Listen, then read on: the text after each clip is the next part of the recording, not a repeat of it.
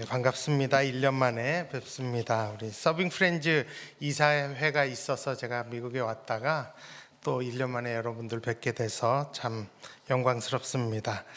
저는 만약에 제가 오늘 마지막으로 설교를 하는 시간이라면 이 설교할 겁니다. 그리고 혹시라도 제가 사랑하는 친구들, 성도들, 가족들에게 마지막으로 네가 한마디 하고 죽어야 된다면 저는 이 설교하고 장렬히 전사하겠습니다. 그래서 저에게는 이 설교가 정말 사명과 같은 설교입니다. 여러분, 우리가 인생을 살면서 여러 가지 일들이 생깁니다. 산전수전 다 겪고 사셨죠. 특히 우리들은 예수님을 믿고 하나님 말씀대로 살려고 참 발버둥 치며 사는 사람들입니다. 그래서 이렇게 주일날 교회도 나오고 합니다. 그런데 우리가 그렇게 예수님을 믿고 하나님을 섬기며 좀 더 사랑하며 살려고 하지만 만사가 잘 되느냐? 그건 또 아닌 것 같습니다. 열심히 기도하고 간구했음에도 불구하고 헌신하고 삶에도 불구하고 속상한 일도 많고 억울한 일들도 참 많습니다. 요즘 아이들이나 청년들에게도 물어보면요, 그렇게 억울하대요. 그냥 억울한 일이 너무너무 많대요. 저도 살면서 또 목회하면서 억울한 일 많습니다. 쓸데없는 오해도 당해보고 또 제 마음을 몰라주시는 성도님 앞에 좀 속상하기도 하고 제 마음 몰라주는 거는 같이 사는 식구들도 그럴 때도 있죠. 억울한 일 많습니다. 또 제가 목사지만 사실 늘 두려워하는 솔직한 문제는 뭐냐면 내가 과연 이 신앙을 끝까지 지킬 수 있을까 하는 의구심이 제가 늘 있습니다. 저도 어느 날 어느 목사님들처럼 돈이 너무 좋고 여자가 너무 좋아서 그냥 복음 다 버리고 다른 척 할 수 있을 가능성이 여러분 있을까요? 없을까요? 있습니다. 없습니다 하는 분들 회개하시기 바랍니다. 누구도 그렇게 얘기할 수 없죠. 저는 다행히도 10대 때보다 20대 선교단체를 만나서 주님을 조금 더 사랑하게 되고 20대보다 30대 그 선교단체에서 훈련받고 좋은 선배들 통해서 조금 더 성숙하고 주님을 알게 됐고 또 30대보다는 40대 조금 더 주님께 가까이 가는 영광을 누리고 지금 50대 중반인데 제가 이렇게 뒤돌아보면 주님을 조금 더 사랑해진 것 같아요. 그렇다고 60대, 70대에도 제가 그럴까? 사실 자신은 없습니다. 우리가 억울한 일을 당할 때거나 아니면 내 신앙에 자신이 없을 때 보이는 반응의 한 3가지 정도가 있어요. 첫 번째는 하나님께 반항하는 거죠. 하나님 살아계신데 어떻게 나한테 이러실 수가 있냐. 그러면서 이제 평소 하고 싶었던 짓 다 하죠. 여러분, 우리가 죄질라고 애쓰지 않아도 그냥 하는 게 다 죄입니다. 아시죠? 죄질라고 애쓰지 않아도 내가 좋아하는 거 본능 쫓아가면 다 죄예요. 그러면서 하나님이 나한테 해준 게 뭐 있냐고 하는 사람들이 있습니다. 억울하다는 거죠. 그리고 나중에 타락하나 지금 타락하나 이러면서 하나님께 죄 가운데 빠지는 사람들도 있고요. 또 한 가지의 반응은 뭐냐 하면 자기 연민에 빠지는 거예요. 요즘 특별히 우울증이 많습니다. 마치 죽기로 작정한 엘리야 같이 살아서 뭐 하냐고 그때는 하나님 쓰셨지만 지금은 날 떠난 거 아니냐고 그러면서 자기 연민에 빠지죠. 내가 잘한 게 뭐가 있고 내가 하나님 앞에 당당한 게 뭐 있냐고. 말은 맞아요. 그렇죠? 우리가 하나님 앞에 잘한 거 얼마나 있겠어요. 그렇지만 이제 그러면서 저 스스로를 비하하고 자존감을 낮추고 또 그러면서 삶의 의욕을 잃어가고 이게 과연 하나님 기뻐하실까? 근데 이제 사람들은 그런 반응을 보입니다. 또 한 가지 반응은 참 이상하리만큼 그럼에도 불구하고의 반응이 있습니다. 여러분, 어디를 가도요, 어느 교회를 가도요, 항상 그런 사람들이 있어요. 똑같은 환경인데 어떤 사람은 좌절하고 어떤 사람은 반항하는데 어떤 사람은 그럼에도 불구하고 흔들리지 않는 사람이 있습니다. 어디에나 있습니다. 이 안에도 반드시 계십니다. 여러분, 우리가 솔직히 예수 믿는 사람으로, 교회 다니는 사람으로 어떻게 살고 싶으세요? 억울하고 또 미래가 불확실하고 내 신앙을 과연 지킬 수 있을까 하는 불안감이 있을 때 여러분 어떻게 살고 싶으세요? 우린 다 세 번째 반응. 그럼에도 불구하고 그래도 주님을 더 사랑하고 주 의지하고 믿음 흔들리지 않고 살기를 다 원합니다. 그러니까 이렇게 나왔겠죠. 저는 그 비결을, 제가 발견한 성경에서의 비결을 여러분들과 오늘 나누고자 합니다. 제가 왜 마지막으로 설교할 수 있으면 이 설교할까 아마 여러분들이 이해하실 겁니다. 저는 성경에서 예수님 말고 제일 억울한 사람을 대라면 좀 두 번 생각 안 해요. 요셉입니다. 그만큼 억울한 사람 없어요. 창세기 37장부터 요셉이란 사람이 등장을 합니다.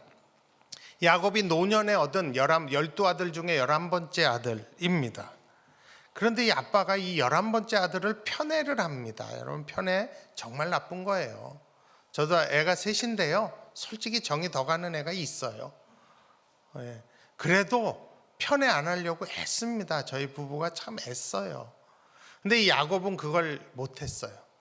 제일 치사하게 옷 갖고, 그렇죠. 형들은 다 물려 입는데 11번째 요셉은 이태리 원단 맞춤복, 블링블링한 옷, 이제 그것을 채색 옷이라고 합니다.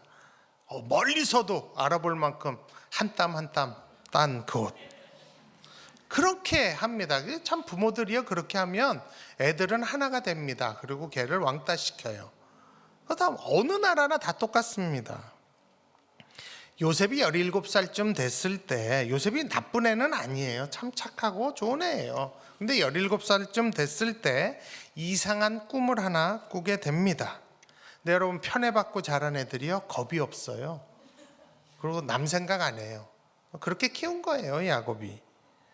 그래갖고 자기가 꾼 꿈을 한 번만, 이걸 내가 얘기하면 저 사람의 입장은 어떨까 한 번만 생각하고 얘기해도 되는데 그 생각을 안 해요. 정말 교회도 그런 분들 계시죠? 한 번만 생각하면 되는데 그 생각을 안 하고 그냥 훅 하는 분들, 참 사랑이 많으신 분들이죠. 그래서 요셉이 그 얘기를 형들과 가족들에게 합니다. 곡식의 단들이 있는데 형들의 단이 내 단에 절하던 꿈을 꿨다. 얼마나 좋겠어요. 근데 그런 얘기는 말하는 놈은 기분 좋을지 몰라도 듣는 분들은 정말 불쾌한 얘기입니다. 11번째가 형들 위로 10이나 있는데 엄마 아빠 앞에서 그런 얘기 하는 거죠. 그러면 그럴수록 형들은 뭉칩니다. 그 얘기 듣자마자 그래? 이게 아니에요. 딱 듣자마자 본능적으로 뭉쳐요. 야, 저거 어떡하냐, 재수없는 놈 저거 어떻게 해야 되냐, 저걸 어떻게 죽일까, 뭉쳐요. 근데 어느 날 그 분위기가 싸했겠죠. 여러분, 얘기하고도 그 분위기 알잖아요. 우리가 내가 실수했나 하는 분위기 즉각 압니다. 모두가 다 그 얘기에 호응하지 않고 다 그냥 얼굴 싹 돌리고 그냥 얼굴에 화난 얼굴이 있으면 이 요셉이 눈치를 채야 되는데 어느 날 또 꿈을 또 꿉니다. 해와 달과 11별이 자기에게 절한다는 꿈을 꼭 꿉니다.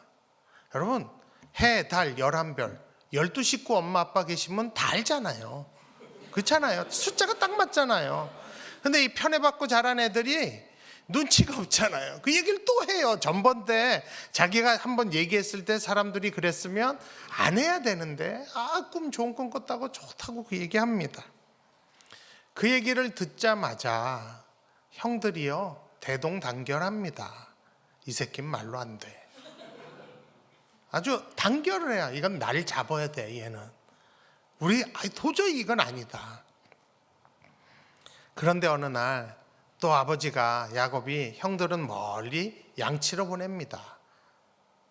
멀리 갔어요. 근데 하고 미안했는지 요셉 보고 형들한테 갔다 오라고 또 심부름을 시켜요.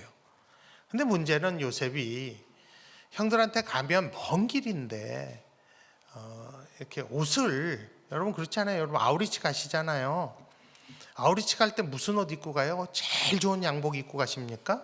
아니죠. 제일 좋은 시계 차고 가지 않죠. 선교지에서도 벗어줄 수 있는 시계, 그래도 더러워도 좀 벗어줄 수 있는 그런 옷, 후회 없이 일할 옷, 이런 거 입고 가잖아요. 근데 요셉은 채색 옷을 입고 가요. 블링블링한 거. 그러니까 형들이 멀리서 먼저 알아보죠. 그런 옷 입고 다니는 사람 많지 않으니까.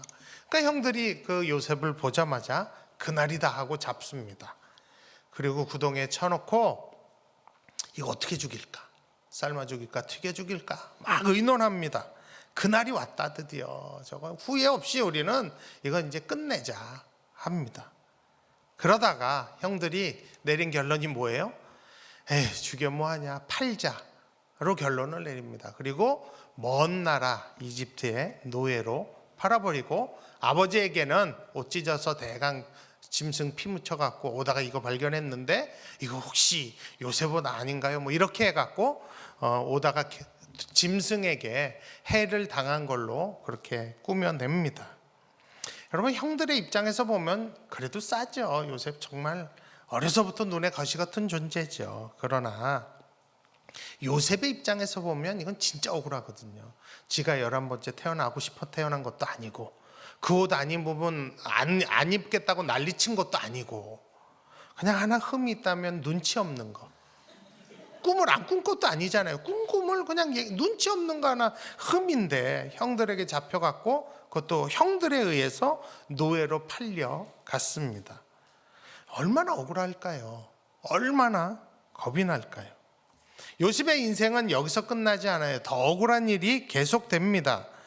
노예로 팔려진 요셉이 그 당시 최고의 강대국인 애굽으로 팔려갑니다. 그래서 왕을 경호하는 경호실장, 우리나라로 치면 대통령 경호실장의 집인 보디발의 집에 종으로 팔려갑니다. 여러분 우리도 혼자 팔려가면 아마 여러분들이 이해하실 거예요. 이 이국 땅으로 이민 왔을 때 딱 떨어지면 정신 차리시죠. 대강 살면 되지 뭐 이러지 않으시잖아요.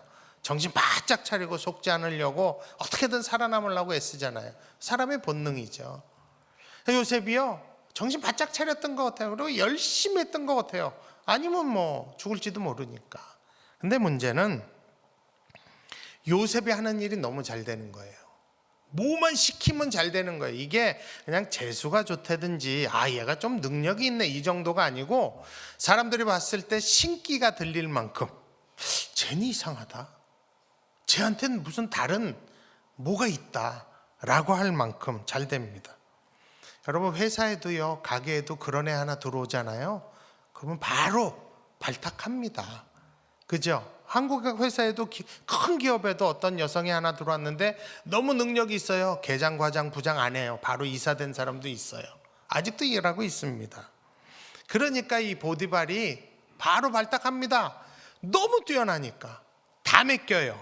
그러니까 뭐 호텔로 치면 총 지배인을 맡긴 겁니다. 근데 문제는 이제 팔자 좀 피나 했더니 문제는 그 보디발의 아내가 문제예요.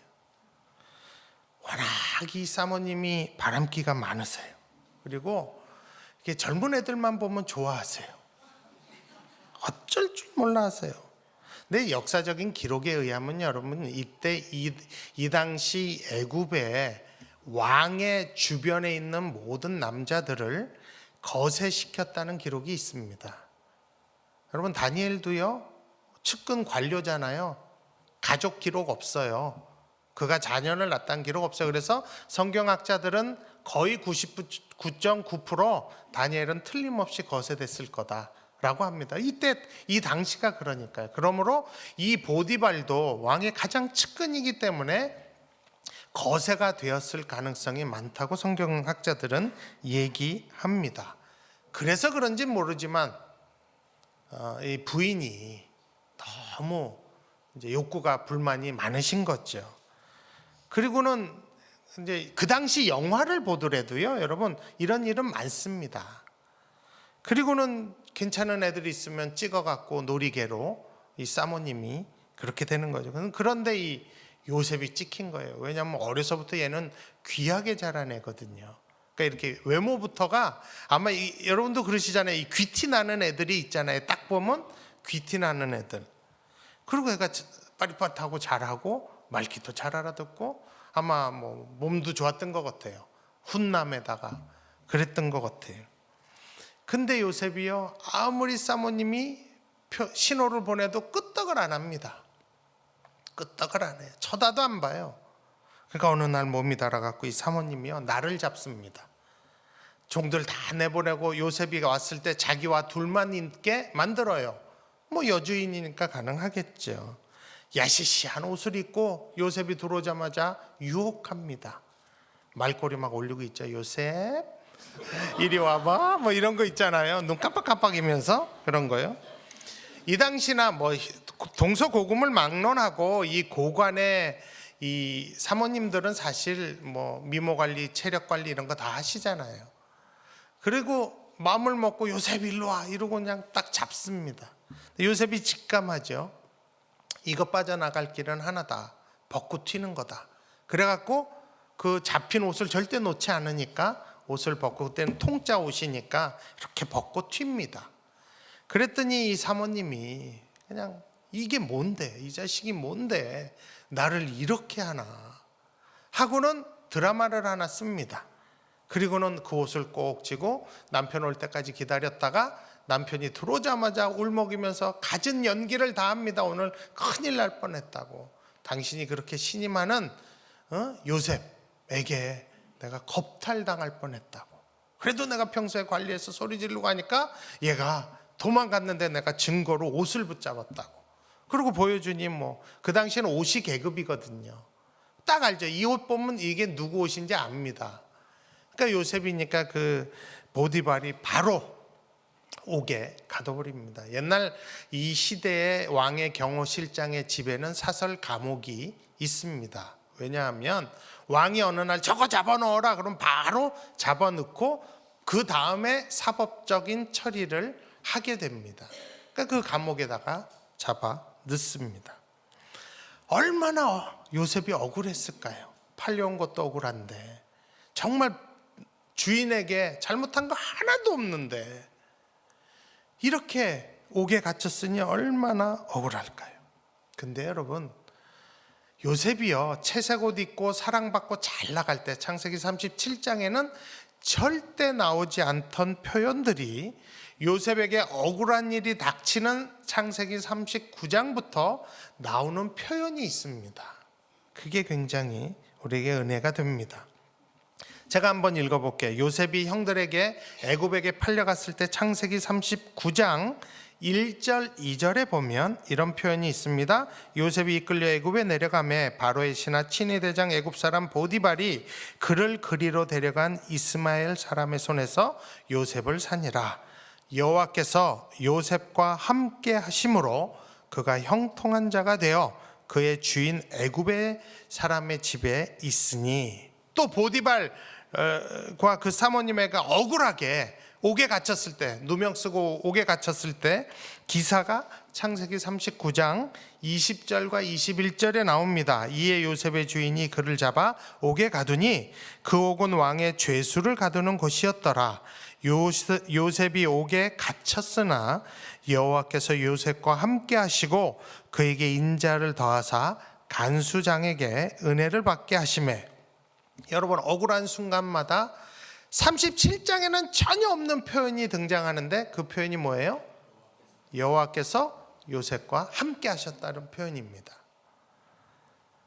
우린 그렇게 생각해요. 여호와께서 요셉과 함께 하셨으면 이런 일이 있지 말았어야 된다고 생각해요. 성경 그렇게 얘기하지 않아요. 여러분, 우리 억울할 수 있어요. 고난당할 수 있습니다. 아프실 수 있어요. 사고당하실 수 있어요. 근데 성경은 그때 뭐라고 얘기해요? 여호와께서 요셉과 함께 계셨다고. 이게 중요한 교훈입니다. 여러분, 꼭 기억하세요. 억울할 때 하나님 어디 계신가? 함께 계십니다. 아무것도 안 해 보이고 죽은 것처럼 보인 그 하나님이 어디 계신가? 성경은 얘기해요. 여호와께서 요셉과 함께 계셨다라고 합니다. 그때 요셉이 있는 그 감옥에 귀한 고위 공무원 두 관료가 투옥이 되게 됩니다. 어느 날 왕에게 미움을 받아서 왕이 저놈들 잡아 넣어라 했어요. 빵 굽는 관원장과 술 맡은 관원자입니다. 여러분, 술 따르는 사람, 빵 만드는 빠띠새가 아니에요. 왕의 측근에서 모든 연회와 왕의 모든 먹는 것을 책임지는 가장 측근이에요. 이 사람들이 마음을 잘못 먹으면 왕을 독살할 수도 있는 그런 위치에 있는 왕의 최측근입니다. 보디발보다 높은 사람들이에요. 그 사람들이 왕에게 오해를 받았는지 갇힙니다. 그리고 이제 사법적인 절차를 밟겠죠. 재판을 하겠죠. 그러니까 이 간수의 그 교도소장이 그 보디발도 애매하잖아요. 이 사람이 석방에도 무죄가 될지 유죄가 될지 모르기 때문에 신경을 써야 되잖아요. 한국도 그러잖아요. 재판받고 판결 날 때까지 이 고관들은 신경 많이 쓰시거든요.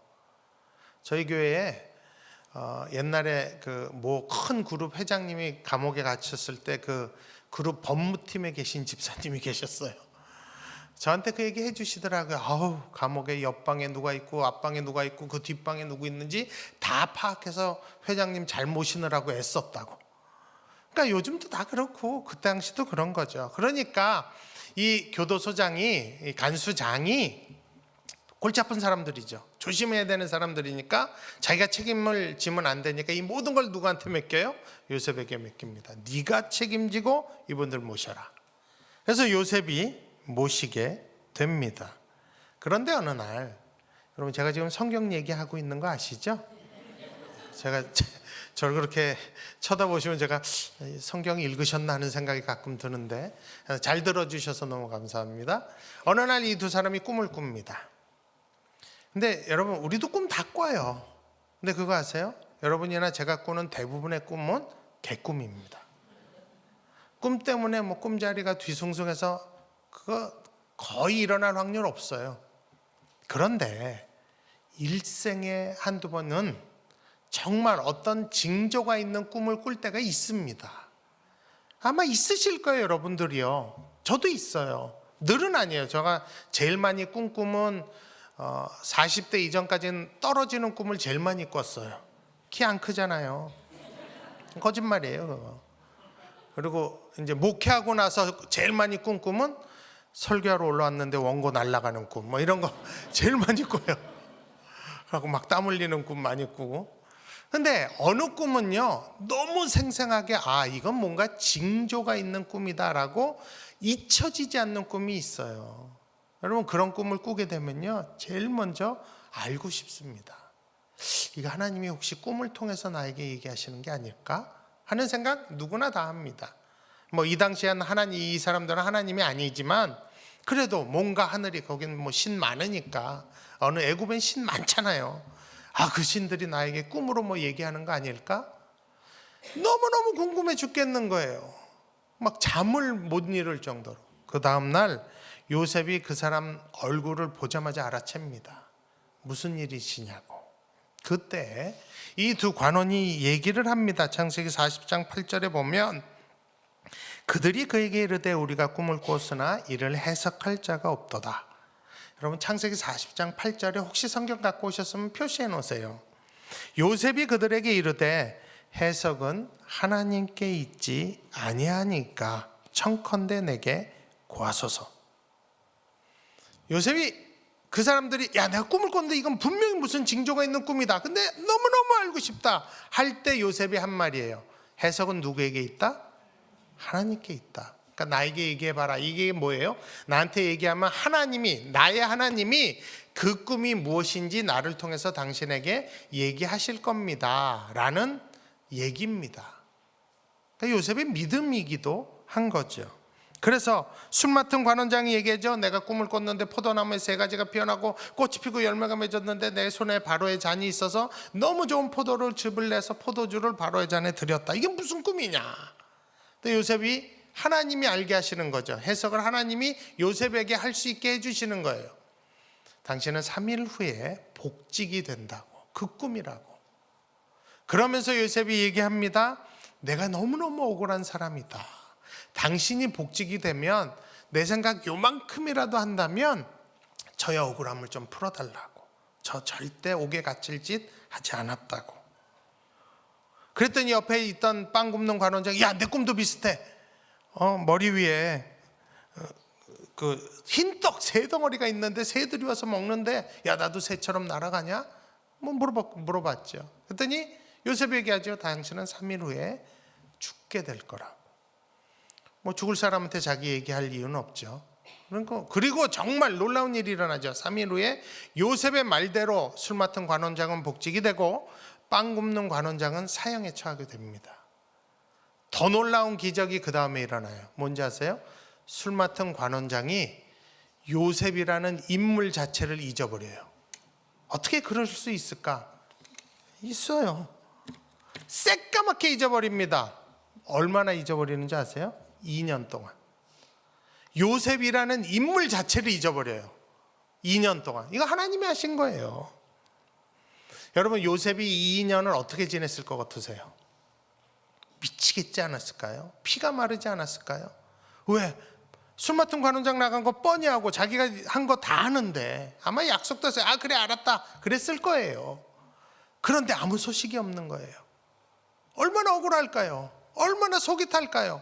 아, 하나님이 나를 이렇게 버리시나? 하지 않았을까요? 근데 요셉이 그 2년을 어떻게 지냈을까요? 여러분, 제가 이거 알고 싶어서 성경을 샅샅이 뒤진 사람입니다. 여러분, 요셉이 가장 인생의 시간이 안 가고 어려운 이 억울하고도 어려운 이 2년의 기간을 어떻게 지냈나? 성경은 어디에도 어떻게 지냈는지 알 수 있는 단서가 창세기 40장 4절 외에는 없습니다. 40장 4절에 보게 되면 요셉이 그들을 섬겼더라 라고 나옵니다.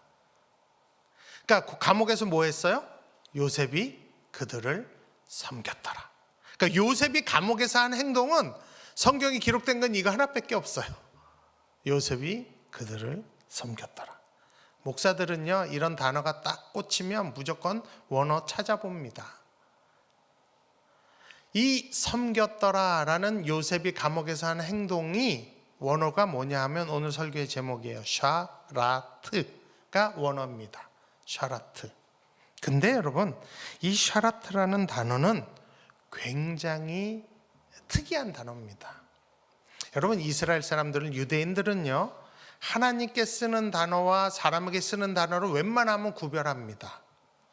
물어볼게요. 여호와가 맞아요? 야훼가 맞아요? 뭐가 맞을 것 같아요? 우리 이 장로교 사람들은 여호와가 맞다 그래요. 순복음 가면 거의 다 야훼라고 해요. 근데 알 수 있을까요? 몰라요. 왜 모르냐 하면 이렇게 히브리어 자음을 써놓고 안 읽어요. 사람들이 어떻게 하나님의 이름을 부르냐고. 근데 그 자음이 읽는 거에 따라서 여호와로도 읽을 수 있고 야훼로도 읽을 수 있어요. 근데 안 읽어요. 그냥 아도나이, 다른 말로 그분, 뭐 이런 식으로 표현을 해요. 그래서 여러분, 하나님의 이름이 여호와인지 야훼인지는 여러분이 천국 가서 불러봐야 돼요. 하나님 곁에, 그때는 얼굴과 얼굴 맞대니까 한번 불러보세요. 여호와. 그래서 하나님이 왜? 그러면 여호와예요. 근데 여호와, 근데 아무 말 없어요. 그러면 바꿔 불러야 돼요. 야훼? 그러면 그러면 야훼예요. 그거 외에는 없어요. 그만큼 이스라엘 사람들은 하나님께 쓰는 단어와 사람에게 쓰는 단어를 웬만하면 분리하고 하나님께 쓰는 단어는 굉장히 귀중히 여깁니다. 근데 이 샤라트라는 단어는 하나님께도 쓰고 사람에게도 쓰는 단어입니다. 참 특이한 단어예요. 하나님께 샤라트 하면 무슨 단어가 되는지 아세요? 무슨 뜻이 되냐면 하나님을 예배하다, 하나님을 섬기다. 레위인들이 했던 것처럼 그분 앞에 가서 예배하고 그분의 얼굴을 보고 그분의 말씀을 듣고 하는 그것이 샤라트입니다. 사람에게 샤라트를 쓰면 어떻게 될까요?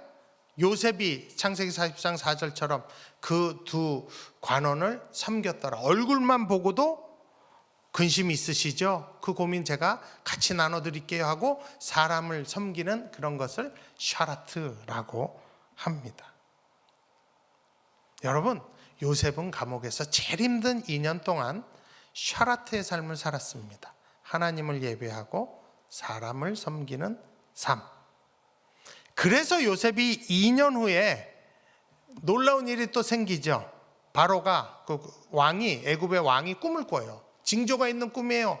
무슨 꿈인지 알고 싶어 미치겠어요. 애굽에 있는 모든 사람 불러놓아도 아무도 못 풀어요. 그때 기적이 일어나죠.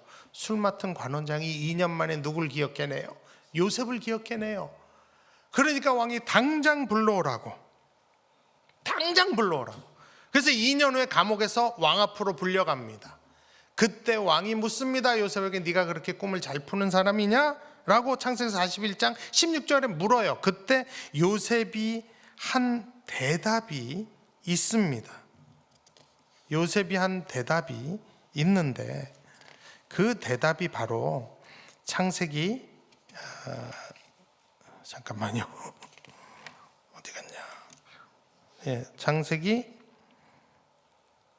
41장 16절에 나옵니다. 그 왕 앞에 요셉이 이렇게 대답합니다.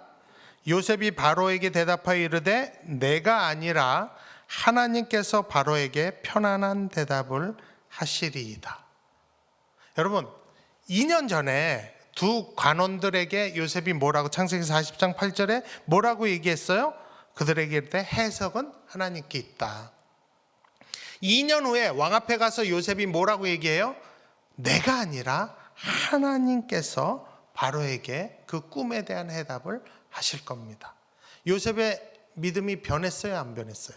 안 변했어요. 똑같아요. 2년 전 신앙이나 2년 후의 신앙이 가장 힘든 시간에도 불구하고 똑같음을 우리가 알 수 있습니다.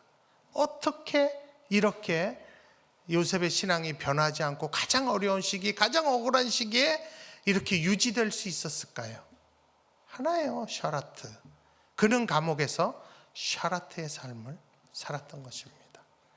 억울할 때마다 하나님을 예배하고 하나님 앞에 가고, 또 힘들 때마다 힘들어도 다른 사람을 돌보고 섬기는 그 삶 산 것입니다. 그게 성경이 말하는 샤라트의 삶입니다. 여러분, 억울한 일 많아요. 앞으로도 당하실 거예요. 그리고 여러분, 앞으로 우리의 신앙이 계속 유지될까? 우리가 자신 없죠. 목사인 저도 자신이 없는데, 그럼 우리가 어떻게 살아야 우리의 믿음이 흔들리지 않고 억울한 가운데서도 유지될 수 있을까요? 샤라트의 삶을 사는 겁니다. 그래서 신약에서는 제일 큰 계명이 뭐라 그래요? 하나님을 사랑하고 이웃을 사랑하는 것이라고 합니다. 여러분, 우리가 이 세상을 살면서 정말 요셉에게 이 지혜를 배워야 될 줄 압니다.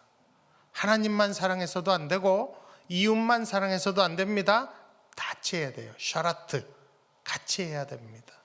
여러분, 오늘 제 설교의 키포인트는 다시 한번 정리해드리면 두 가지입니다. 억울할 때 하나님이 어디 계신가? 함께 계신다. 다 알고 보고 듣고 계시는 분이 계시다. 그리고 우리가 어떤 삶을 살아야 우리의 신앙이 흔들리지 않고 유지될 수 있는가? 샤라트의 삶을 살아야 된다.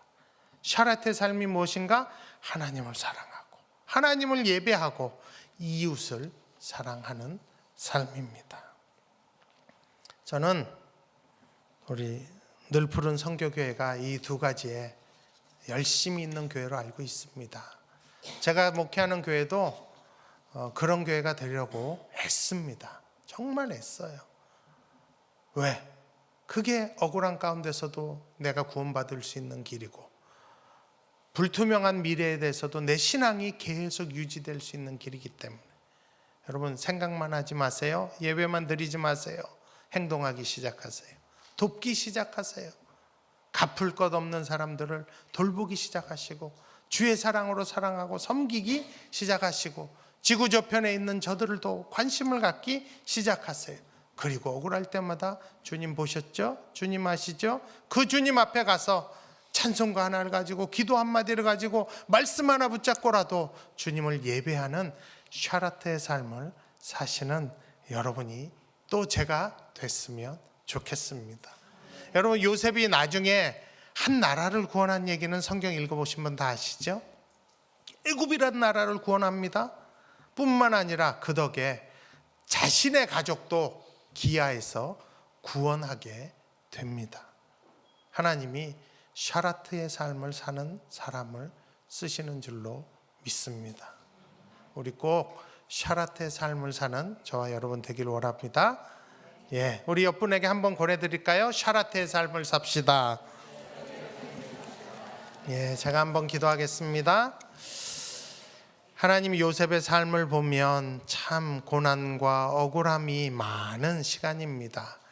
가장 힘든 그 감옥에서 2년을 그는 샤라트의 삶을 살았다고 합니다.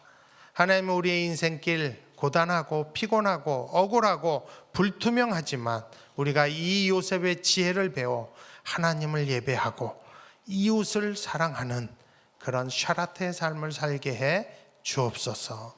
성령님, 우리가 이 길 끝까지 가고 선한 싸움을 끝까지 싸워 이 믿음 지키게 해 주옵소서. 예수님 이름으로 기도합니다.